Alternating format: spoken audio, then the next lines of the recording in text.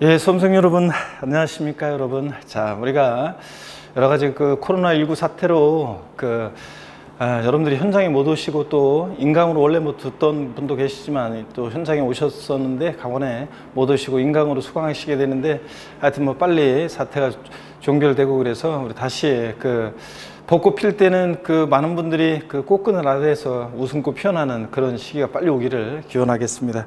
여러분들 하여튼 공부는 어떻든 간에 중단하시면 안 됩니다. 공부는 중단하시면 아무래도 쉬운 만큼 그만큼 다시 회복하는 데 시간이 또 걸려요. 그러니까 여러분들 중단하지 마시고 공부는 어려움 속에서도 계속 여러분들이 해 나가시기를 당부드리고요. 자, 여러분 오늘 기본서 334페이지입니다. 334페이지고 오늘 양도속세에서 제일 중요한 내용들을 또 배웁니다. 물론 좀 디테일한 내용들은 우리가 이제 심화 과정에서 배우겠고요. 자, 그렇지만 중요한 내용들을 우리 오늘 배우게 되는데 잘 여러분들이 보셔야 되겠습니다. 우리 지난 시간에 배운 것들 중에서 여러분들이요, 양도소득세는 하여튼 유통 과정에서 부과되고 양도소득세는 인세입니다. 그래서 합산 과세하죠. 1월 1일부터 12월 31일까지 과세 기간 동안 발생한 소득을 양도자별로 전부 다 어떻게 하냐? 합산해서 과세합니다. 자, 그리고 여러분 양도소득세요, 예, 분류 과세한다고 그랬습니다. 그래서 양도소득은 종합소득 및 퇴직소득에 대한 과세 비중을 어떻게 한다? 따로 구분해서 분류해서 과세한다는 거. 그래서 합산해서 과세한다 땡입니다. 양도소득에 대한 과세 표준은 종합소득 및 퇴직소득에 포함하여 합산하여 과세한다 땡이고, 별도로 구분해서 과세하는 분류과세 방식을 채택하고 있다는 거. 그 다음에 양도소득은 역시 양도세는 사실유의 과세하니까 등기되지 않아도, 등록되지 않아도, 허가받지 않아도 과세가 된다는 거 여러분요. 또 현황 부과입니다. 공부상 현황과 양도일 현재 공부상 현황과 사실상 현황이 다르면 사실상 현황에 따라 부과한다는 거 여러분, 이런 것들. 그 다음에 양도소득세 여러분요, 예, 과세 대상 어떤 것을 양도했을 때 양도세가 부과되느냐, 올해 여러분 잘 보시라고 그랬습니다. 개정 내용도 있고 그래서 시험에 나올 가능성이 높다고 그랬습니다. 토지, 건물, 자, 당연히 대상이고, 부동산에 관한 권리도 대상인데, 부동산에 관한 권리는 부동산 사용 수익, 이용에 관한 권리로서 여러분요, 지상권, 전세권, 등기된 부동산 임차권이 대상입니다. 지상권, 전세권, 여러분요, 미등기 지상권 대상입니까? 미등기 전세권 대상입니까? 대상이라고 그랬습니다. 지상권, 전세권은 등기와 무관하게 대상이 된다. 용익물권 중에서 지역권은 대상입니까? 지역권 아니라고 그랬습니다. 그 다음에 또 부동산에 관한 권리 중에서 부동산 이용에 관한 권리로서 부동산 임차권은 반드시 채권이니까 등기된 부동산 임차권만 대상이지 등기되지 않은 부동산 임차권은 대상이 아니라고 그랬습니다. 부동산 임차권은 등기된 것만, 지상권, 전세권은 등기와 무관하게 대상이 되고요. 그 다음에 여러분요, 또 우리 부동산에 관한 권리 중에서는 부동산을 취득할 수 있는 권리도 있는데 어떤 게 있냐면, 우리 건물이 완성되는 때 건물과 이에 딸린 토지를 취득할 수 있는 권리, 그래가지고요, 아파트 당첨권, 분양권, 조합원 입주권 같은 거예요. 그 예도 알아두시라고 했습니다. 시험에서는 자, 건물이 완성되는 때 건물과 이에 딸린 토지를 취득할 수 있는 권리, 이렇게 나오기도 하지만 또 그 예가 나오기도 합니다. 아파트 당첨권, 분양권, 조합원 입주권 대상이라는 거. 또 토지 상환채권, 주택 상환 사채 같은 이런 것들, 상환이란 말 들어있는 채권, 이런 것들은 대상이 됩니다. 나중에 토지로 주택으로 바꿔주니까. 근데 국민주택 채권 같은 것은 백날 갖고 있어도 국민주택으로 안 바꿔주니까 대상이 아니라고 그랬습니다. 그 다음에 또 여러분요, 부동산 매매 계약을 체결한 자가 계약금만 지급한 상태에서 양도하는 권리, 이런 것도 대상이 됩니다. 시동생 명의로 아파트 분양 계약 체결했다가 잔금 치르기 전에 애들 아빠로 명의로 바꾸려고 하는데 어떤 세금이 문제되나요? 이거 말씀드렸죠? 자, 부동산 매매 계약을 체결한 자가 계약금만 지급한 상태에서 양도하는 권리, 이런 것도 대상이 되고요. 자, 이렇게 해서 부동산에 관한 권리, 이런 것들 대상이 되고, 또 여러분 점포임차권 같은 것은 대상이 아니라고 했어요. 당구장 운영하는 임차인이 자, 시설 같은 것들, 단골손님과 시설을 권리금 받고 넘길 때 점포임차권, 당구다이, 당구공, 당국주택, 커피숍 판기, 이런 것들은 부동산에 관한 권리가 아니니까 대상이 아니라고 그랬습니다. 자, 그 다음에 여러분요, 어업권, 광업권, 자, 양식업권, 이런 거 취득세 대상은 될지언정 저작권, 출판권, 특허권 등 일체 무체 예상권은 양도세 대상이 아닙니다, 여러분들. 자, 그 다음에 또 우리 부동산에 관한 권리 대상이고 기타, 자, 산. 그래서 글자 그대로 네 가지 종류가 대상이 돼 있었습니다. 기타, 자, 산에 네 가지가 있는데 특정 시설물 이용 및 회원권이요. 골프, 콘도, 종합체육시설, 승마, 요트 회원권 같은. 여러분, 저 다시요. 골프 회원권이라든가 콘도미니엄 회원권이라든가 헬스클럽 회원권이라든가 여러분 동네에 있는 헬스클럽 회원권 같은 것도 대상이 된다고 그랬습니다. 이렇게 명칭 불문하고 이용권, 회원권 다 대상이 됩니다, 여러분들. 그 다음에 또 회원권적 성격이 들어있는 주식도 포함해서 대상이 된다고 그랬습니다. 이 주식을 보유함으로 회원들이 누리는 지위를 누리게 될 때 이런 주식도 대상이 된다고 그랬습니다. 자, 제 친구가 골프장 법인의 대표다 뻥으로 하면서 말씀드렸던 걸 떠올리시고요. 그래서 회원권적 성격이 들어있는 주식도 포함해서 대상이 됩니다. 또 영어권은 반드시 사업에 사용하는 자산, 사업용 고정자산 그랬는데 이게 표현이 바뀌었죠. 사업에 사용하는 자산과 함께 한다는 영어권이요. 자, 사업에 사용하는 자산이 뭐냐를 알아셔야 돼요. 토지, 건물, 부동산에 관한 권리를 말합니다. 그래서 사업에 사용하는 토지와 함께 한다는 영어권, 사업에 사용하는 건물과 함께 한다는 영어권, 또 그 다음에 사업에 사용하는 부동산에 관한 권리와 함께 한다는 영어권, 이런 것들 대상이 됩니다. 자, 근데 영어권은 반드시 사업에 사용하는 자산과 함께 한돼야지 영어권만 단독 양도하면 기타 소득세 대상이다 그랬습니다, 여러분들. 자, 그리고 우리 19년새로 또 추가된 것도 있었습니다. 어떤 게 있었냐면 기타 자산 일단 마무리 짓고요. 두 가지에다가 특정 시설물 이용 회원권, 그 다음에 사업에 사용하는 자산과 함께 한다는 영어권, 그리고 이제 특정한 법인 주식 두 가지가 있습니다. 요건이 있는데 모르셔도 되고요. 특정한 법인 주식, 자, 특수업종 영위하는 부동산 과다 보유 법인의 주식. 그래서 자, 주식, 특정한 법인 주식 두 가지 포함해서 네 가지가 기타, 자, 산, 네 가지 글자 그대로 대상이 된다고 그랬습니다. 그 다음에 또 우리 이주권이요. 이번에 2020년 개정세법 새로 추가된 게 있죠. 이주권. 개발제한구역 내에서 공익사업이 시행될 때 건물을 옮겨질 수 있는 이주권도 대상이 된다. 근데 주의할 것은 반드시 이주권은 부동산과 함께 한다는 이주권만 대상이지 이주권만 가격만 따로 구분 평가해서 이주권만 따로 구분 신고하는 그런 경우에는 기타 소득세 대상이지 양도세 대상이 아닙니다. 반드시 이주권은 부동산과 함께 한다는 이주권만 대상이 된다. 이런 것들. 또 여러분요, 기타 자산에 해당하는 주식을 제외하고 주식 또는 출자 지분도 대상이 되는데 주권 비상장 법인 주식은 무조건 대상이 되고요. 대주교양도하든 소액주교양도하든. 근데 주권 상장 법인 주식은 예외적으로만 대상이 된다. 대주주교양도하거나 장외 거래할 때만 대상이지 요거 주권 상장 법인 주식이요. 요거 만약에 소액주주가 증권시장을 통해서 양도한다. 대상이 아닙니다. 여러분들이 주식 거래할 때 여러분들 소액주주죠? 그 다음에 증권시장을 통해서 거래하니까 증권거래세 대상이지 양도세 대상 아니잖아요. 양도세 안 내고. 근데 주권 상장법인 주식은 대주가 양도하거나 장외 거래할 때만 대상이 된다는 거 여러분 주의하시고요. 그 다음에 또 양도세 대상에 또 새로 추가된 게 있어요. 외국 법인이 발행했거나 자, 외국 법인이 발행했거나 외국에 상장된 일정한 법령이 정하는 주식도 또 2020년 올해부터 양도세 대상이 되는 것들이 있다는 것도 알아두시고요. 자, 그 다음에 여러분요, 자, 파생상품, 금융상품, 일정한 파생상품도 양도세 대상이 된다. 이렇게 알아두시고요. 자, 그 다음에 여러분 양도소득세는 양도에 부과하는 세금이니까 양도가 뭐냐? 이걸 아시라고 그랬죠? 양도가 뭐냐? 누가 여러분한테 물어보면 양도세 양도는 한마디로 물어다 사실상 유상 이전이다 그랬습니다. 여러분 계신 곳에서 따라서 소리를 내셔야죠. 사실상 유상 이전이다. 그래서 사실상 이전만 하면 되죠. 등기등록을 이행하지 아니한 경우에도 사실상 이전만 하면 양도를 보고요. 근데 등기등록을 이행하지 않았어도 양도한 것으로 봅니다. 사실상 이전만 하면. 잔금 받거나 그러면 등기 전 안 했어도 잔금 받거나 그러면 양도했다고 봅니다. 근데 사실상 이전해야지 형식적 이전은 양도가 아니라고 했습니다. 그 대표적인 예 신탁법에 의한 신탁자산 취득이에요. 자, 신탁법에 의한 신탁자산 취득이에요. 이거 믿고 맡긴 것뿐이고 믿고 신탁법에 의한 이건 취득세인데 아이고 여러분. 자, 그러면 안 되죠, 여러분들. 양도소득세, 양도 형식적 이전은 뭐냐면 양도 담보 목적으로 전하는 거예요. 신탁법에 의한 신탁상 취득은 취득세에서 취득세가 과세되지 않는 경우고, 양도 담보 목적으로 저는 양도에 해당하지 않는다 그랬습니다.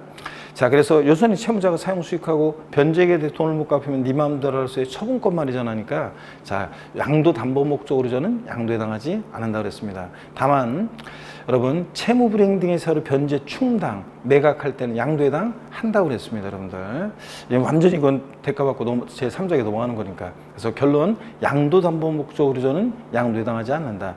등기 전만, 자, 여기 소유권 이전이지 실질은 형식적으로는 등기 전, 소유권 이전인데 실질적으로는 담보 이전이기 때문에 양도에 해당하지 않고, 근데 또 여러분, 사실상 반드시 유상 이전, 대가를 받고 이전해야지 무상 이전은 양도에 해당하지 않는다고 그랬습니다. 여러분들, 그죠? 예. 자, 그래서 양도세 양도는 뭐냐? 사실상 유상 이전이다. 또 양도에 해당하는 것과 양도에 해당하지 않는 경우가 있었습니다. 양도로 보는 경우 줄줄이 여러분들 깨고 섞여져 있을 때 골라낼 수 있어야 되는데, 소득세법상 양도로 보는 경우, 보지 않는 경우, 양도세 대상인 것은 아닌 것은, 이런 식으로 나올 때 여러분들 골라낼 수 있어야 됩니다. 매매요, 대표적인 양도에 해당하는 대표적인 유형이고, 공매나 경매도 강제로 매매 이루어져도 공매대금, 경락대금 받고 이전이니까 공매, 경매도 양도에 해당하고, 그 다음에 교환, 거래 양당사자 모두에게 양도소득세가 부과될 수 있다. 법인의 현물 출자, 자, 출자자가 설립되는 회사에 부동산으로 출자하면 소유권 사실상 이전되고 대가를 받아야 되는데, 설립회사로부터 출자 지분, 주식 받고 신주를 배정받고 이전하니까 법인의 현물 출자도 양도해당하고, 대물변제 양도해당한다고 그랬습니다. 그래서 금전적 채무에 가름해서 대상물건을 이전한다. 자, 돈 갚아야 되는데 부동산으로 변제 가름하여 소유권 이전하면 채무를 면하는 대가를 받고 이전하니까 양도해당한다. 그 다음에 자, 손해배상의 위자료 지급에 가름해서 부동산 등으로 이전하면 양도해당하고, 위자료 지급 채무를 면하는 대가를 받고 이전한다.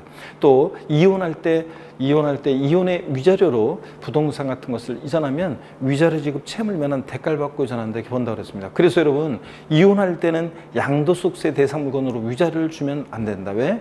위자료 주는 것만 해도 억울한데 세금까지 내야 되잖아요. 근데 면할 수 있는 방법이 있다고 그랬죠? 뭐라고 그랬어요? 어떤 거?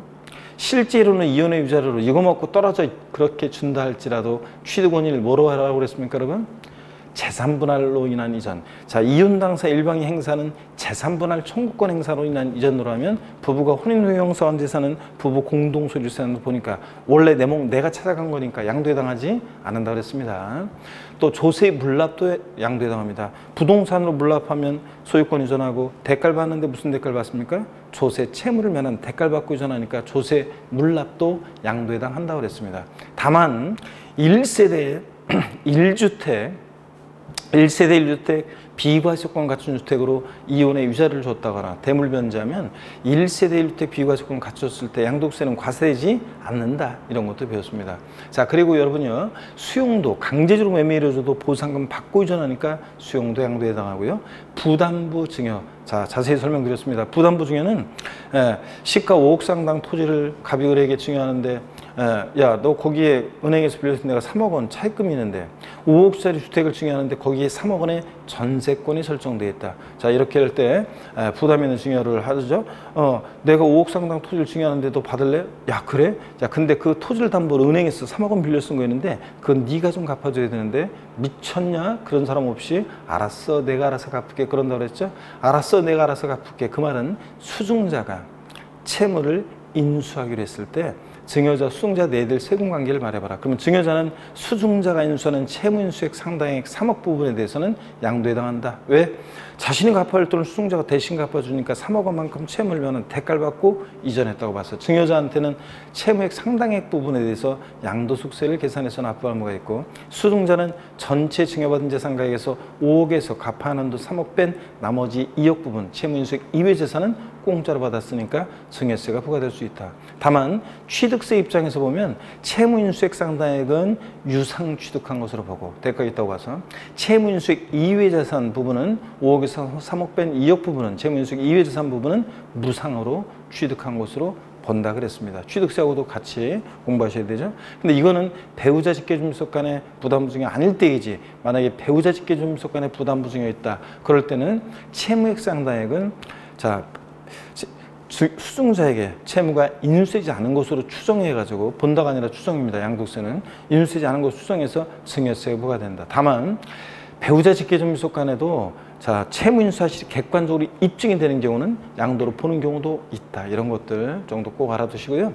그 다음에 우리 양도로 보지 않는 경우 무상 이전 양도에 당하지 않고 환지 처분으로 지목 지번 변경되거나 보류주로 충당되는 경우 양도에 당하지 않는다 그랬습니다. 정책적 목적으로. 그 다음에 지적경 개선이 삐뚤삐뚤하니까 지적경 개선을 합리적으로 정하기로 합니다. 지적경 개선 변경을 위한 토지 교환도 양도에 당하지 않는다. 이런 것들. 자, 그 다음에 또 여러분 양도소득세요. 양도세. 어떤 것들을 공부했냐면 양도에 당하지 않는 경우에서 양도 담보 목적으로 저는 양도에 당하지 않는다는 거 금방 말씀드렸습니다. 단 채무 불이행 등의 사유로 변제, 충당, 매각하면 양도에 당한다. 이런 것들. 그 다음에 우리 또 이런 것도 공부했어요. 매매 원인 무효소유에서 소유권 환원되는 경우, 하여튼 소유권 환원, 신탁 이런 거 나오면 양도에 당하지 않는다 그랬습니다. 잘못 온 거 그냥 돌려주는 거니까 소유권 환원 양도에 당하지 않고. 자, 그 다음에 신탁, 명의신탁 포함해서 신탁으로 인한 이전, 신탁 해지로 인한 이전, 믿고 맡긴 것뿐이고 믿고 맡겼다 돌려받은 것뿐이니까 신탁으로 인한 이전도 양도에 당하지 않는다는 거 여러분들 꼭 기억하시고요. 자, 지분의 변경 없는 공유물의 단수물할, 지분의 변경 없는 공유물의 단수물할 이런 것도 양도에 당하지 않는다 그랬습니다. 여러분들 공유물 분할은 자기 거 자기가 나눠 가진 거니까. 다만 지분이 변동하는 공유물 분할의 경우에 지분 감소로 변동될 때 대가받고 공유주분권을 넘겼다 양도에 당합니다. 자, 이런 것들을 우리가 여러분들 배웠습니다. 꼭 여러분들 줄줄 깨고 비교할 수 있어야 되겠습니다. 자, 그 다음에 오늘 334페이지 제2절 양도 또는 취득시입니다. 여러분 문제는 여러분들 꼭 풀어보시고요. 자, 먼저 올라갔을 건데 지난주에 배운 거에 대해서. 그 다음에 제2절 양도 및 취득시기. 자, 여기 한번 보시면 요거 이제 여러분들 별표 3개 하셔야죠. 제가 양도 및 취득시기 요게 28회 시험 때 취득세에서 나왔고 양도세 안 나왔고 취득시기가. 근데 29회 시험 때 양도소득세에서 취득시 문제가 나왔고 취득세에서 안 나왔고 30회 시험에서 다시 취득세에서 취득시 문제가 나오고 양도세 안 나왔고, 그러니까 31회 시험은 퐁당퐁당 하니까 여기서 나올 가능성이 높다는 거 주의하라고 그랬습니다. 자, 그러면 양도 및 취득시기는 334페이지 본문 읽어보면 양도세, 양도 및 취득시는 보유기간 때문에 중요하다. 자, 우리가 양도소득세는 보유기간이 중요해요. 몇 년 보유하고 파느냐가 중요한데 이것에 따라 세금이 달라지니까요. 보유기간 그러면 일반적으로 당해재산 취득일로부터 양도일까지를 우리가 보유기간이라고 합니다. 그랬을 때 보유기간 어느 때를 취득시기로 하고 양도시기로 하느냐, 이 보유기간에 따라서 우리가 달라지는데, 보유기간에 따라 달라지는데 그때 어느 때를 취득시기로 양도시기로 하느냐, 이게 이제 시험에 31회 시험에서는 양도소득세에서 나올 가능성이 높다, 그런 얘기 읽어보시고요. 335페이지 일반적 거래를 보겠습니다. 일반적 거래의 경우에 양도 및 취득시기를 보면 원칙 언제냐면 대금 청산일입니다. 자, 양도 또는 취득의 시기는 원칙으로 해당 자산의 미술입니다. 대금 청산한 날로 합니다. 그럼 이 대금 청산한 날이라는 게 언제냐? 양가로 1번을 보니까 대금 청산한 날이란 매매계약서상에 기재된 잔금 지급 약정일에도 불구하고 실제로 잔금을 주고받은 날을 말한다 몇 줄이요. 그러니까 여러분요, 계약상 잔금률 X예요. 그 대금 청산일 첫 번째 줄에 밑줄 걷죠? 대금 청산일에 돼지고기 땡냐 해서 계약상 잔금 지급일 X입니다. 우리가 취득세는 매매 같은 일반적 거래의 경우에 원칙 언제냐면 매매 같은 유상승계 취득, 취득세에서는 원칙 언제였어요? 생각이 안 나시죠, 여러분들? 자, 언제였습니까? 계약상 잔금 지급일이에요. 자, 계약상 잔금 지급이 명시가 안 됐다 그러면 계약일로부터 며칠이요? 60일 경과하는 날. 그 다음에 국수공판법 같은 국가 등으로부터 취득하는 객관적 취득은 사실상 잔금 지급일. 그런 날 이전에 등기를 먼저 하면 등기일이잖아요. 근데 양도소득세에서는 계약서와 상관없고 실제로 잔금의 전부를 주고받은 날입니다. 계약상 잔금지를 바꿔낼 수 있어요. 그 다음에 또 보시면 그 양가로 2번은 지금 신경 쓰지 마세요. 양가로 2번은 나중에 여러분들 다음 심화 과정에서 말씀드릴게요. 하여튼 핵심 정리 보니까 취득세는 매매 같은 유상승계 취득의 경우에 원칙 계약상 잔금지급일, 양도세는 실제로 잔금의 전부를 주고받은 날, 사실상 잔금지급일입니다.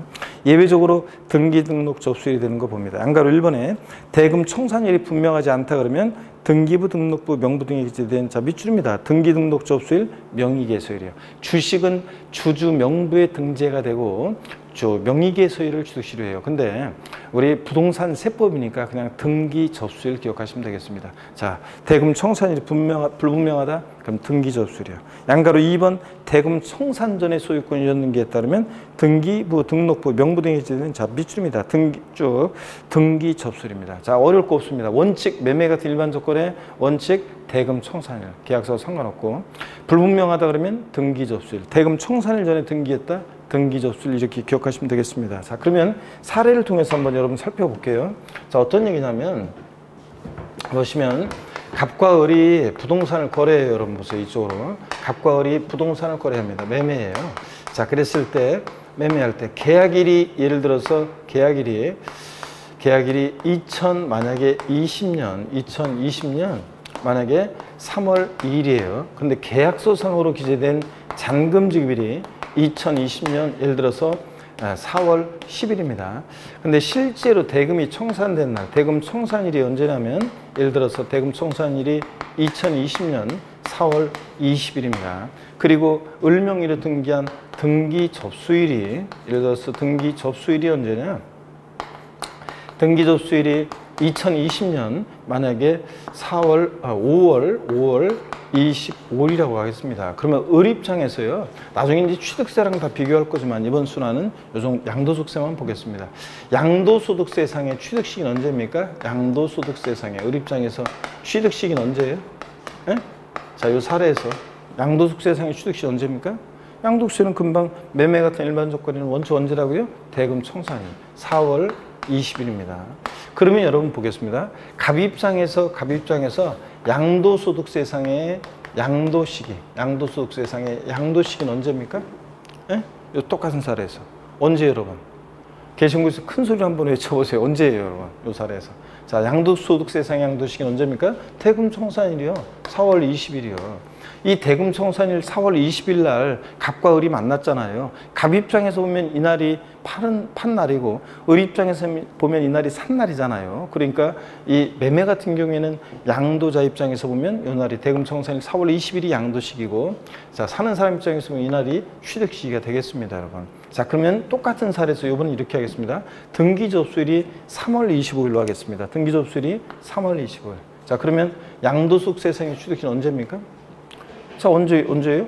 자, 대금 청산일 원칙인데 대금 청산일 전에 등기했으니까 언제입니까? 등기 접수일입니다. 3월 25일 등기 접수일이고 자, 양도시기도 똑같아요. 등기 접수일입니다. 등기 접수일 3월 25일.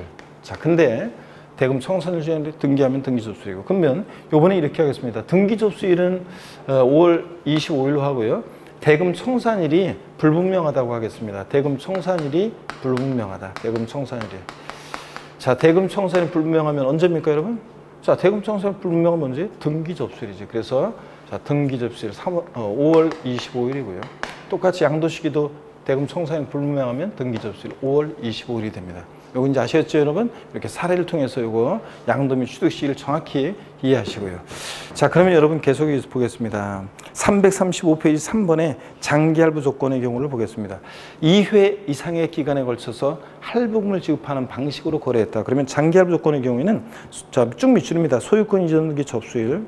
자, 요게 원칙인데 그 전에 인도받거나 사용 수익을 시작하면 그날이에요. 그러니까 자, 중 빠른 날 이렇게 기억합니다. 앞으로 장기할부 조건 매매 나왔다 그러면 중 빠른 날입니다. 근데 시험에서는 어떻게 나오느냐? 장기할부 조건 매매의 경우 양도소득세상의 양도 및 취득 시기는 각 할부금을 지급하는 때다. 땡. 마지막 할부금 지급하는 때다. 땡. 첫 해 할부금을 지급하는 때다. 땡입니다. 자, 중 빠른 날입니다. 소유권 이전 등기 접수일하고 인도일 사용수익을 비교해서 중 빠른 날 이렇게 기억하시고요. 336페이지 보겠습니다. 336페이지 보니까 중 빠른 날로 쭉 밑줄이고요. 그 다음에 4번에 보면 공익사업을 위해서 수용되는 경우 그래서요. 공익사업을 위한 토지 등의 취득 및 보상에 관한 법률이나 그 밖에 법률에 따라 공익사업을 위해서 수용되는 경우에는 밑줄입니다. 대금 청산한 날, 수용 개시일, 등기 접수일, 중 빠른 날. 자, 수용도 중 빠른 날입니다. 수용 3개가 나란히 나와야 돼요. 제가 옛날에 25회 시험 때 이게 기출이 됐을 때 제가 그랬어요. 예전에.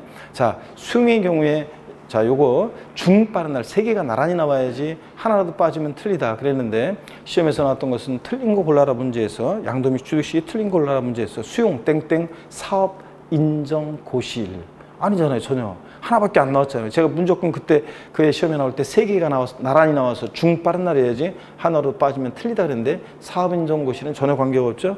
중 빠른 날. 그래서 등기 접수일, 수용 개시일, 그 다음에 대금 청산일 중 빠른 날입니다.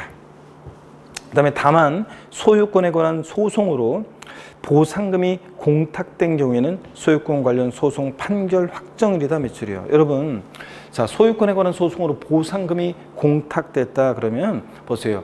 토지 지금 어떤 공무상 소유자하고 어떤 사람하고 서로 소송 중이에요. 소유권을 놓고 싸우고 있어요. 그러면 수용권자 입장에서는 수용권자는 누구한테 보상금을 줄 거예요. 그러니까 보상금을 공탁했을 때는 그 판결이 확정된 날 이제 누구 건지 결판이 나니까 자, 판결 확정일입니다. 그래서 공탁한 날 이렇게 바꿔낼 수 있어요. 소송 판결 확정일이다 거기다 돼지꼬리 땡냐 해서 공탁한 날 X예요. 공탁한 날이 아니라 소유권 관련한 소송 판결 확정일입니다. 여러분. 이렇게 해놓으시고요. 그 다음에 5번에 봅니까? 자기가 건설한 건축물의 경우 취득시를 봅니다. 그래서 이번에 이렇게 한번 이해하면서 눈에 익혀뒀다가 다음 순환에 이제 이런 것들 정교하게 여러분들이 보시면 또 되겠습니다. 5번 자기가 건설한 건축물이요. 자, 밑줄입니다. 건축법 수용에 따른 사용승인서 교부일입니다. 밑줄. 취득세는 건물을 건축했을 때 사용승인서 내주는 날이요. 양도소득세에서는 건물 건축해서 갖고 있다 팔 때 어느 때를 취득시로 하느냐? 사용승인서 교부일이요. 교부일이나 내주는 날이나 같은 날이 다른 날이에요? 같은 날이지 뭐. 근데 왜 용어 표현이 다르냐고요? 지방세법, 정부입법 하는 부처하고 그 다음에 소득세법, 정부입법 만드는 부처가 틀리다 보니까 조금 틀린 것 뿐입니다. 같은 의미입니다. 그래서 사용승인서 교부일 밑줄. 자, 양가로 2번 보니까 사용승인서 교부일 전에 만약에 사실상 사용을 하거나 임시 사용승인을 받으면 그날이니까 중 빠른 날 밑줄이요. 자, 양가로 3번 건축 허가를 받지 않은 건축물은 이런 허가 절차가 없으니까 지가 건물져 놓고 사실상 사용한 날이겠죠. 그래서 첫 번째 줄 건축 허가를 받지 않고 건축하는 건축물은 밑줄이요. 그 사실상 사용일로 합니다. 사실상 사용일 밑줄입니다. 자, 이렇게 해서 여러분들 알아두시면 되겠습니다. 건물 건축했을 때 원칙 사용승인서 교부일이다. 근데 그 전에 뭐 했다 그러면 그날이고 그 다음에 무허건축물은 지가 건물 져놓고 사실상 사용한 날이다. 이렇게 알아둡니다. 자, 337페이지 6번에 상속에 의해서 취득한 자산입니다. 자, 상속으로 취득한 자산은 거기 밑줄입니다. 첫 번째 줄 상속 개시된 날이에요. 상속은 항상 취득세나 양도소득세나 피상속인이 돌아가시면서 역사가 시작되니까 상속 개시이고요. 7번 증여에서 취득한 자산이에요. 증여로 취득한 자산은 증여 받은 날 밑줄입니다. 자, 증여 받은 날이라는 것이 어떤 거냐에 대해서 부동산은 등기일, 그 다음에 동산은 인도일을 의미한다고 하는데 뭐 그렇게까지 우리 시험에서 구별해서 물어보지 않고요. 증여 받은 날 기억합니다. 자, 증여 받은 날에다 그 옆에다가 취득세에서는 증여로 취득한 자산은 증여계약일이에요. 증여계약일.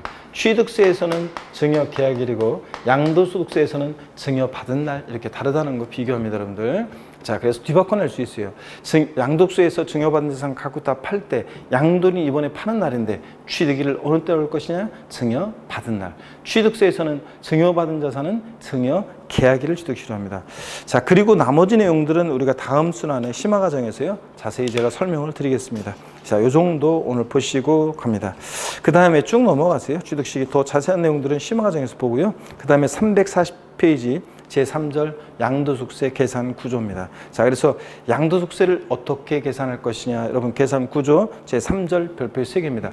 양도소득세가 어렵다 그러면 여기가 어려운 거라고 그랬죠. 그래서 여기가 어려운 거고 여기에 많은 중요한 논점들이 나옵니다. 그래서 계산하는 과정, 특히 처음 공부하는 분들은 이 계산 과정을 머릿속에 잘 그려 넣으셔야 되겠습니다. 자, 그래서 340페이지 펴놓고요. 제가 이쪽에서 양도세 계산 구조, 어떻게 양도세 계산하는지 소개해 드리겠습니다, 여러분. 자, 고개 드시고 계신 곳에서 여러분들 스트레칭 한번 하시면서 강의를 계속 수강하시면 되겠습니다, 여러분들. 목 운동부터 합니다, 여러분들. 목 운동부터. 자, 아이고, 반대로 돌리시고, 허리도 좌로, 우로 돌리시면서, 기지개도 다시 화끈하게 제끼시고, 여러분들. 아이고, 어깨도 돌리시고. 자, 빨리 코로나19 사태가 종식돼서 여러분들 다다음 주에는 어떻든 간에 여러분들 현장에서 뵙고 다시 강의로 만나기를 제가 응원하겠습니다. 여러분들 항상 또 개인위생, 우리 방역당국에서 얘기하는 개인위생 철저히 잘 지키고 계시겠지만 항상 철저히 잘 지키시면서 주의하시면 이 고비도 잘 넘기시라 믿습니다. 자, 여러분 보시면 양도소득세 계산 어떻게 하느냐 한번 보시면요. 양도소득세는 이번에 파는 양도가액이요. 이번에 파는 가격에서요. 필요경비라는 것을 빼요. 그래서 필요경비라는 것을 빼가지고 우리가 뭘 구하냐면 양도차익을 구합니다. 여러분 양도소득세는 양도소득에 부과하는 세금인데 정확히 얘기하면 양도소득세는 양도차익에 부과하는 세금입니다. 예를 들어서 뭐 1억 원에 사는데 1억 원에 팔아요. 그럼 뭐 양도소득세 낼 게 없겠죠. 1억 원에 사는데 7천에 팔았어요. 마이너스 3천이죠. 양도소득세 낼 게 없겠죠. 자, 이래서 양도소득세는 양도소득, 즉 양도차익에 부과하는 그런 세금인데요. 양도차익은 어떻게 구하냐면 양도가액에서 필요경비를 빼는데 필요경비라는 것은 취득가액이에요.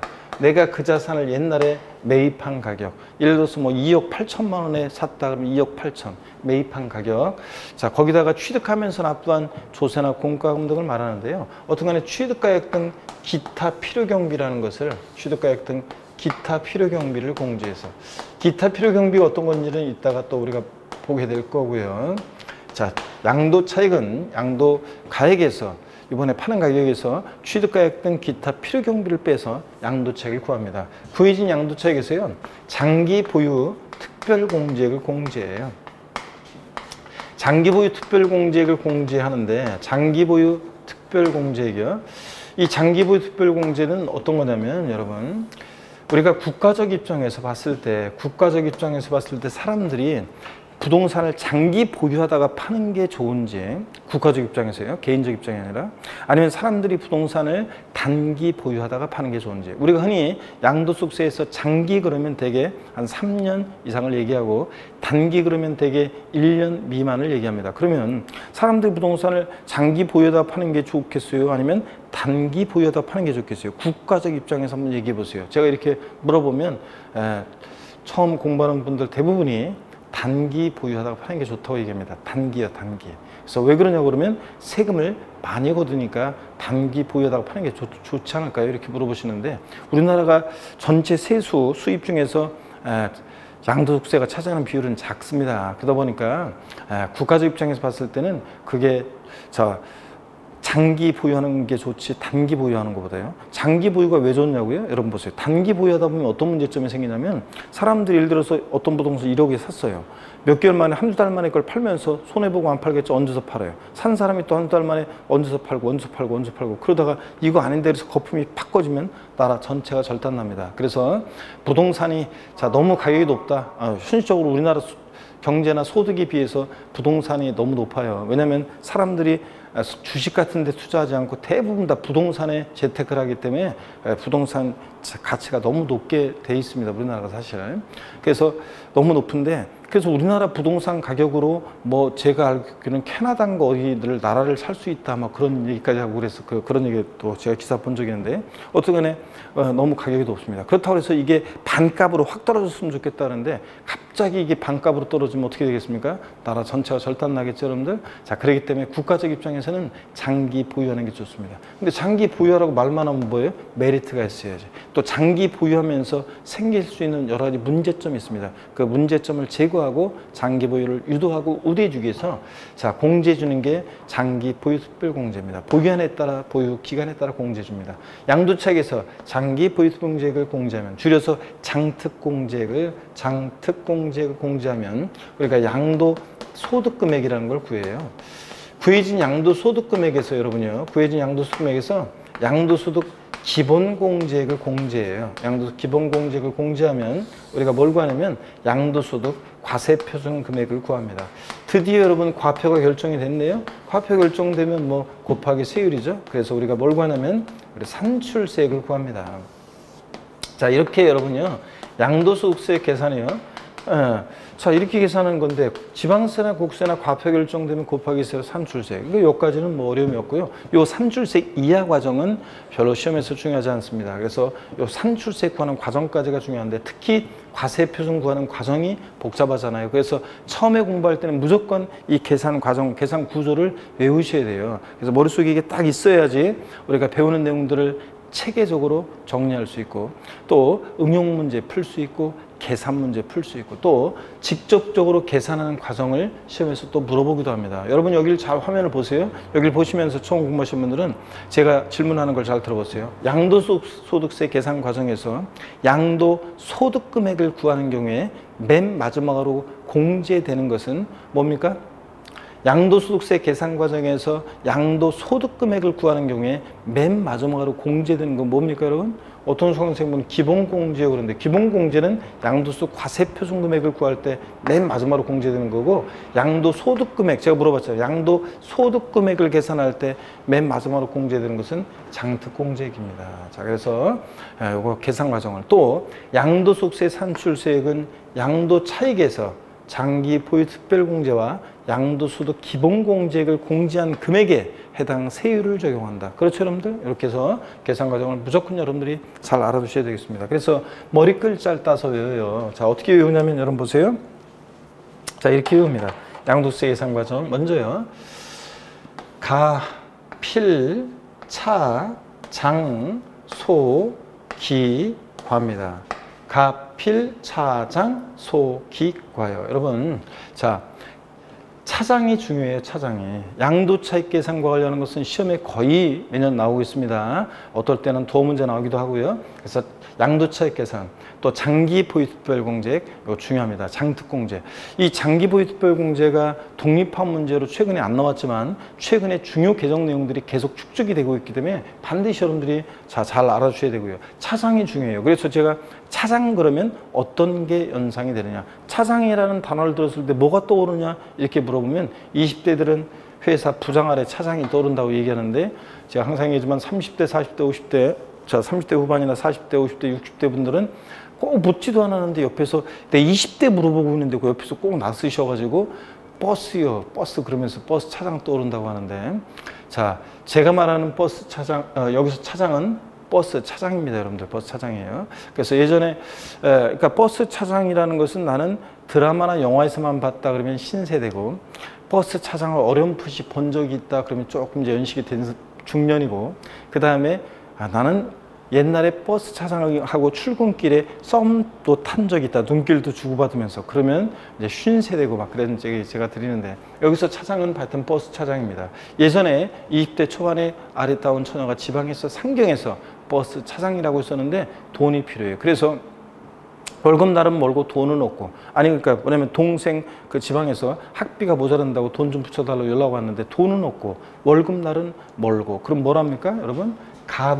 가불이 필요한 버스 차장은요 경리과로 가지 말고 어디로 가라? 소기과로 가라. 원래 경리과로 가야 되지만 양도소득세에서는 소기과라고 합니다. 그래서 어떻게 외우냐 여러분들 다 같이요. 가, 필, 차, 장, 소, 기, 과입니다. 에브리바디 다 같이요. 계신 곳에서 큰 소리를 외치면서 머릿속에 그려놓습니다. 가, 필, 차, 장, 소, 기, 과 이렇게 해서 다시 한 번만 더 여러분들 시작. 가, 필, 차, 장, 소, 기, 과입니다. 그래서 다 배운 다음에는 여러분들이 머릿속에 쭉 연상하는 게 중요하다고 그랬죠. 리마인드 하시는데 가, 양도가액에서 필, 필요경비에서 차, 양도차익과하고 차, 장 특공제액을 공제해서 소기과에서 양도소득금액 구하고 기본공제액을 공제해서 과세표준 구한다. 이렇게 여러분들이 자, 꼭 머릿속에 외우셔야 되겠습니다. 한 번만 더 다 같이 시작. 가, 필, 차, 장, 소, 기, 과입니다, 여러분. 자, 그럴 때 양도차익 계산할 때 양도가액과 이 취득가액은요. 양도차익 계산 시 양도가액과 취득가액은 원칙적으로 양도자와 양수자 간에 실지 거래한 가액을 적용해서 양도차익 계산하는 게 원칙인데요. 예외적으로 국세과세 기준시가를 적용해서 계산하기도 합니다. 그 계획적으로 양도차익 계산 시 양도가액과 취득가액이요. 그럴 때 여러분들 한 가지 아셔야 되는 게 있어요. 양도가액과 취득가액의 동일 기준 적용 원칙이라는 거예요. 동일 기준 적용 원칙이요. 자, 이게 어떤 거냐? 양도차익 계산 시에 양도가액과 취득가액 동일 기준 적용 원칙이라는 것은 양도차익 계산 시에 양도가액을 실지 거래가액에 의하면 취득가액도 실지 거래가액에 따르고요. 양도차익 계산 시 양도가액을 기준시가에 의하면 취득가액도 뭐에 따른다? 기준시가에 따른다. 이렇게요. 자, 그런 거지. 양도차익 계산 시에 양도가액은 기준시가를 적용하고 양도당시 기준가를, 취득가액은 실지 거래가액을 적용하고 이렇게 해서 계산할 수 있다 없다? 없다는 게 원칙입니다. 여러분, 양도차익 계산 시 양도가액을 실거래가를 정해서 취득가액도 실거래가, 양도차익 계산 시 양도가액을 기준시가 적용해 취득가액도 뭐에 따른다? 기준시가에 따릅니다. 요거 한 가지 알아두시고요. 그 다음에 양도차익 계산입니다. 여러분 보시면, 자, 양도차익 계산은 어떻게 하느냐 그러면, 양도차익 계산은요, 원칙적으로 지금은 전면적으로 실거래가와 같이 하기 때문에 원칙적으로 양도자와 양수자 간에 실지 거래한 가액을 적용해서 양도차익 계산합니다. 자, 근데 예외적으로 있잖아요. 예외적으로, 자, 이 실지 거래가액이 불분명합니다. 실거래가액이 불분명할 때, 양도가액과 실지 양도가액과 취득가액이 불분명합니다. 그럴 때는 어떻게 할 것이냐. 자, 이럴 때 그러면 실지 거래가액이 또 불분명하다는 것은 또 어떤 경우냐. 실거래가액이 불분명하다는 것은 과세권자 입장에서는 보면 실거래가액을 인정할 수 없거나 양도가액과 실지 양도가액과 취득가액이 계약서나 증빙 서류 등에 의해서 확인이 되지 않는 경우를 말합니다. 여러분, 자, 그러면 어떤 얘기냐. 어떤 지역에 나란히 101동, 101호, 102호, 103호가 있습니다. 나란히 같은 지역, 같은 아파트입니다. 101호가 거래 신고해오기를 예를 들어서 1억에 거래했다고 신고해오고, 102호는 1억 200만 원에 거래했다고 신고해오고, 103호는 근데 예를 들어서 5천만 원에 거래했다고 신고해옵니다. 그러면 과세권자 입장에서는 이 동네 시세가 있는데 갑자기 반값 아파트? 뭔 소리냐? 그래서 계약서 갖고 봐라. 네가 진짜 실제로 그렇게 거래했는지, 반값에 거래했는지. 그랬더니 주머니만 뒤지면서 오다가 세무서 오다가 잃어버렸던 것 같다는 둥 하면서 확인이 안 됩니다. 자, 그러면 어떻게 해서 양도가액과 취득가액을 정할 것이냐, 그런 얘기입니다. 어떻게 해서 양도가액과 취득가액을 정하게 되냐면요, 추계 방법으로요. 추계 방법으로 양도가액과 취득가액을 정하게 됩니다. 어떻게 추계해서 양도가액과 취득가액을 정하느냐, 뭐 보겠습니다. 어떻게 해서 양도가액과 취득가액을 추계해서 정하는지, 이걸 알고 있는지를 시험에서 여러 번 물어봤습니다. 여러분들, 시험에서 여러 번 물어봤고요. 어떻게 양도가액과 취득가액을 정하게 되는지 한번 보도록 하겠습니다. 먼저요, 여러분, 매매 사례가액이라는 걸 적용해요. 매매 사례가액. 어떤 게 매매 사례가액인지는 교재에 있으니까 설명을 한번 잘 들어보셔야 되겠습니다. 자, 무슨 얘기냐면, 양도가액과 취득가액이요. 먼저 매매 사례가액을 적용하는데, 불분명할 때는 이 자산 양도일 전후로 해서, 양도일 또는 취득일 전후로 해서 3개월이요. 그러니까 토탈 6개월의 기간이네요. 이 자산 양도일 또는 취득일 전후 3개월 내에 이 자산의 양도와 동일성, 유사성 있는 거래가격을 참작합니다. 이 자산의 양도일 전후, 자, 3개월 내에, 자, 예를 들어서 103호 이 자산 양도일 전후 3개월 내에 101호 1억, 101호 1억 200, 그럼 너도 적어도 1억 원에 거래했을 것이다. 이렇게 매매 사례가액을 적용합니다. 이 매매 사례가액을 적용할 수 없으면 감정가액을 적용하는데, 감정가액 평균에, 이게 뭐냐? 이것도 이런 거예요. 이 자산 양도일 전후로 해서 3개월 내에 2개 이상의 공신력 있는 감정평가업자가 평가한 감정가액의 평균액이 있으면 그 감정가액의 평균액을 적용합니다. 자, 이 감정가액을 적용할 수 없다 그러면 이제 환산가액이라는 걸 적용합니다. 여러분, 환산가액. 정확히 얘기하면 올해 종전에는 환산가액, 그러다가 올해는 환산취득가액, 명칭을 좀 더 명확하게 했습니다. 환산취득가액으로 표현을 좀 개정했는데, 자, 환산취득가액은 어느 때 적용하는 거냐면요, 환산취득가액은 어느 때 적용하느냐. 자, 예전에 취득할 당시에, 취득 당시에 실지 거래가액 등이, 이게 이제 불분명할 때 합니다. 실지 거래가액 등이 불분명할 때. 자, 무슨 얘기냐면요, 지금은 여러분들이, 자, 거래하게 되면 다 실거래가 신고해야 되고요. 나중에 실거래가 신고하지 않으면 과태료 제재도 받고, 제재를 받게 되는데, 예전에 여러분 봅니다. 그러니까 지금은 그러니까 실거래가 신고하면 등기부에 등재도 되고, 자, 국토교통부에 실거래가 입력이 되고 또 국세청에 통보돼서 전산 입력 딱 됩니다. 그래서 지금은 계약서 잃어버려가지고 나 실제 취득한 가액을 모르겠는데요. 이런 게 잘 안 통해요. 근데 1990년대 예를 들어서 저한테 부동산을 판 사람은 그 당시 양도소득세를 기준시가로 신고하는 게 원칙이어서 그 사람 기준시가로 양도소득세를 신고했어요. 저는 그 당시에 취득세를 시가표준액으로 신고하는 게 관행이어서 시가표준액으로 취득세를 신고했어요. 근데 지금 팔면서 실제 양도한 가액은 있는데 계약서 잃어버렸어요. 실제 취득한 가액이 확인이 안 되잖아요. 이럴 때 어떻게 할 것이냐. 취득가액을 환산해서 구하게 되는데 여러분 봅니다. 환산 취득가액은 어떻게 구하느냐. 환산 취득가액은 자, 이번에 환산 취득가액은 이번에 파는 양도 당시에 실지 거래가액이야. 이번에 파는 가격, 실지 파는 가격. 없으면 매매 사례가액, 감정가액 적용하는데. 하여튼 양도 당시의 실거래가액. 여기다가 양도 당시의 기준시가분에 취득 당시 기준시가를 곱해서 구합니다. 예를 들어서 이번에 파는 양도 당시 실거래가액이 만약에 3억 원입니다. 양도 당시 기준시가는 2억이고 취득 당시 기준시가는 1억이에요. 그럼 3억에 2분의 1이니까 환산 취득가액은 1억 5천 이런 식으로 해서 구하게 된다 그런 얘기입니다. 이해되십니까 여러분? 이렇게 해서 자, 그 다음에 자, 환산 취득가액을 또 정원 적용하기도 하고요. 그 다음에 또는 그 예외적으로 이제 기준시가를 적용하기도 합니다. 어떻든 간에 여러분 보세요. 양도 당시 또는 취득 당시 실지 양도가액과 취득가액이 계약서나 증빙서류 등에서 확인이 안 된다. 그러면 취득가액과 양도가액을 추계해서 정하는데 어떻게 추계해서 정하느냐? 매, 감, 환 또는 기준시가를 순차적으로 적용합니다. 이 순차로 적용한다? 차례로요. 이 순서를 바꿀 수 없어요, 납세자가. 자, 그래서 순차로 적용합니다. 자, 그 다음에 자, 이거는 제가 양도가액 또는 취득가액이 불분명할 때라고 얘기했을 때는 매감한 또는 기준시가고 구체적인 추계 결정의 순서를 한번 보겠습니다. 구체적인 추계 결정 경정에 자, 적용을 한번 보겠습니다.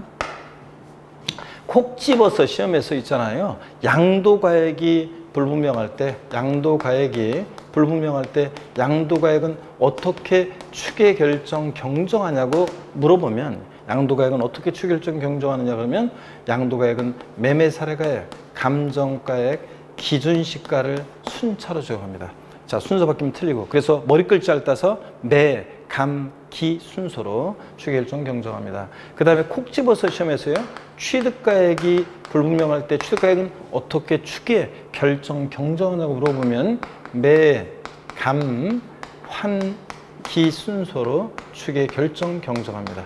자, 여러분 차이점 보이시죠 여러분들? 자, 취득 이거 순서 바뀌면 틀립니다. 취득 시험에서 여러 번 나왔던 것이 최근에 나왔던 것은 취득가액이 실제 취득한 가액이 계약서나 증빙서류 등에서 확인되지 않는 경우에 취득가액은 매매 사례가액, 감정가액, 기준시가를 순차로 적용한다. 매, 감, 기 아닙니다. 틀렸습니다. 왜 틀렸어요? 환산가액 빠져서 틀렸잖아요, 여러분. 자, 그래서 요 환산 취득가액은 잘 들어보세요. 여기 보면서 시험에 나왔던 것이 또 환산 취득가액은 양도가액을 추계하는 경우에 적용하는 것이지 취득가액을 추계하는 경우에 적용하는 것이 아니다. O, X예요. X입니다. 왜 틀렸어요? 환산 취득가액은 취득가액을 추계할 때 적용하는 것이지 양도가액을 추계할 때 적용하는 것이 아니라는 거 여러분 주의합니다. 자, 그래서 또 이거 순서 바꿔가지고 취득 당시 실지 거래가액이 확인되지 않는 경우에 취득가액은 매매 사례가액, 환산 취득가액, 감정가액, 기준시가를 순차로 적용한다. 이렇게 해서 매환감기 이렇게 바꾼 적도 있습니다. 아니고 매감한기입니다, 여러분. 자, 이렇게 해서 여러분들 반드시 이것을 알아두셔야겠습니다. 이거 알고 있는 시험에서 역시 여러 번 물어봤단 말이죠, 여러분들. 반드시 여러분들이 알아두셔야 되겠습니다. 그 다음에 교재를 계속 일단 보겠습니다. 여러분 어디 보시냐면 340페이지 보겠습니다. 양도세 계산 과정, 계산 구조는 제가 설명 다 드렸습니다. 가필, 차장, 소, 기, 과입니다, 여러분. 이렇게 되어 있는 거고요. 그 다음에 341페이지 이 양도가액과 취득가액의 결정 보겠습니다. 먼저 1번 양도가액과 취득가액 산정은 원칙적으로 실거래가를 정하는 게 원칙인데 예외적으로 이제 추계해서 정하게 된다. 그런 얘기. 2번 양도차액 산정에서 양가로 1번입니다. 양도차액은 양도가액의 양도가액에서 취득가액 및 기타 필요 경비를 공제하게 되는데요. 자, 그럴 때 여러분 거기 두 번째 줄 중간에 봅니다. 여기 비출이에요. 양도책을 계산할 때 양도가액을 실지거래가액 가로 일단 생략하고 에 따를 때는 취득가액도 실지거래가액 가로 생략하고 그 줄 끝에 에 따르고 밑줄. 양도가액을 기준시가에 따를 때는 취득가액도 뭐에 따른다? 기준시가에 따른다 밑줄이요. 제가 이걸 한마디로 양도가액과 취득가액의 동일 기준 적용 원칙 말씀을 드렸죠. 그런 얘기고. 그 다음에 여러분 심화에서 보니까 실지거래가액이 인정 또는 확인되지 않는 경우에 추계조사, 결정, 경정 이런 얘기가 나와 있습니다. 자, 그래서 본문 한번 보니까 심화에서요. 양도가액 또는 취득가액을 실거래가액에 따라 정하는 경우로서 다음의 사유로 장부나 그 밖의 밑줄입니다. 장부나 그 밖의 증명서류에서 해당 자산의 양도 당시 또는 취득 당시 실지거래액을 인정 확인할 수 없는 때는 양도가액과 취득가액을 매매 사례가액, 감정가액, 환산가액 또는 기준시가 등에 따라 추계조사하여 결정, 경정할 수 있다 밑줄 차기입니다. 그리고 사유 읽어보시는 거고요. 넘어갑니다. 어디로 가시냐면 추계조사, 결정, 경정 방법에서 342페이지의 심화 계속 보겠습니다. 양도가액 또는 취득가액을 추계, 결정, 경정하는 경우에 다음의 방법을 순차로 쭉 밑줄입니다. 계속 적용하여 산정가액에 따른다. 순서 바뀌면 틀려요. 다만 매매 사례가액 또는 감정가액이 특수관계인과의 거래에 따른 가액 등으로서 객관적으로 부당하다고 인정되는 경우에는 해당 가액을 적용하지 않느냐 한다. 당연하지. 특수관계자에 서로 짜고 칠 수 있으니까요. 특수관계자 간에. 자, 적용 방법 먼저 매매 사례가액이 뭐냐. 양도일 또는 취득일 전후 각 3개월 이내 밑줄이요. 해당 자산과 동일성, 유사성인 경우에 그 자산에 매매 사례가 있는 경우에 그 가액을 말하고 이거 없으면 감정가액, 양도일 또는 취득일 전후 각 몇 개월이요? 역시 3개월 이내 밑줄이고 해당 자산에 대해서 둘 이상의 감정평가업자가 평가한 것으로서 신빙성인 것으로 인정되는 감정평가액 평균액을 말하고요. 환산한 취득가액, 환산 취득가액은 양도 당시 실지거래가액에다가 양도 당시 기준시가분의 취득 당시 기준시가를 곱해서 구한다는 계산식을 알아두셔야 됩니다. 이것도 체크하시고 계산식을 환산 취득가액 구하는 거 계산식을 외워두셔야 돼요, 여러분들. 나중에는 계속 이거 활용해가지고 이제 하는 걸 배웁니다. 자, 우리가 추계 결정 경정의 구체적인 적용 순서를 보면 콕 집어서 양도가액 불명할 때 양도가액은 어떻게 추계 결정 경정한다? 매, 감, 기 동그라미 하시고 취득가액이 불명할 때 취득가액은 어떻게 추계 결정 경정한다? 매, 감, 환, 기 동그라미 하시고요. 이렇게 해서 여러분들이 딱 알아둡니다. 자, 그 다음에 이제 우리가 양도책 계산 시에 양도가액과 실지 양도가액과 실지 취득한 가액 있잖아요. 이게 어떤 건지 자, 이걸 이제 우리가 공부하게 됩니다.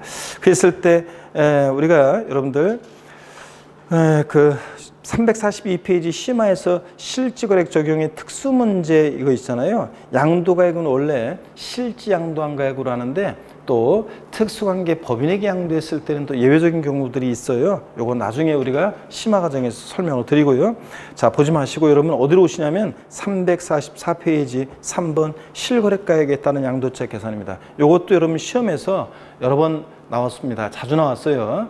자, 다음 중 여기 봅니다, 여러분들. 여기 어떤 거냐면 다음 중 양도책 계산 시에 실거래가 중에서 양도책 계산하는 게 원칙이잖아요. 그러니까 실거래가 중에서 양도책 계산하게 되면 양도가액은 실지양도한 가액이고 취득가액은 실지 취득한 가액을 적용하게 되는데 그럴 때 취득가액을 실지 취득한 가액을 적용하면 취득가액에 이게 실지 취득한 가액이 어떤 거냐? 이 취득가액에 포함하는 것과 포함하지 않는 게 있고요. 취득가액을 실지 취득한 가액에 의하면 기타 필요 경비는 자본적 지출액이라는 것과 자본적 지출액과 그 다음에 양도비용, 양도 직접 비용 합한 금액을 우리가 실지 취득한 기타 필요 경비로 합니다. 그래서 취득가액을 실지 취득한 가액에 의하면 기타 필요 경비는 자본적 지출액이라는 것과 양도비용 합한 금액을 필요 경비로 하는데 이거요. 시험에서 어떤 게 이제 실거래가 중에서 양도책 계산할 때 필요경비 항목에 어떤 게 포함되고 포함되지 않느냐 요걸 이제 시험에서 자주 물어봤습니다. 반드시 이것도 잘 알고 계셔야 됩니다. 그러면 제가요 여러분들 잠시 쉬었다가 344페이지 실거래가 중에서 양도책 계산할 때 이 필요경비 항목에 특히 어떤 게 포함되고 포함되지 않는지를 잠시 쉬었다가 이어서 설명을 드리겠습니다. 잠깐 쉬겠습니다.